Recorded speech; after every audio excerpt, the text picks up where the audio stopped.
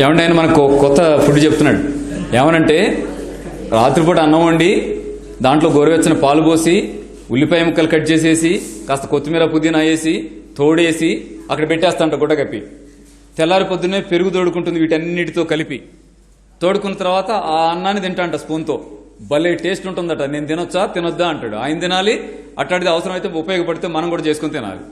Thank you sir, మంచి food చెప్పారు మాకు. బాక్టీరియా వల్ల జబ్బులు వస్తాయి అనేది పాక్షిక సత్యం మాత్రమే, అర్ధ సత్యం. అది నిజంలాగా మనకు ప్రచారం చేశారు. సైన్స్ అది ఒప్పుకోవడం లేదు. అభివృద్ధి అయిన హెల్త్ సైన్స్ ఏం చెప్తుందంటే ఎవరి శరీరంలో అయితే బాక్టీరియా ఉండదో వారికి మాత్రమే జబ్బులు వస్తాయని చాలా ఘంటాపదంగా స్పష్టంగా చెప్తుంది సబ్జెక్టు. కానీ వీళ్ళ ప్రాక్టీస్ ఏం చేసిందంటే మనల్ని ఇబ్బంది పెట్టింది. అతి శుభ్రతే ఇవాళ జబ్బు.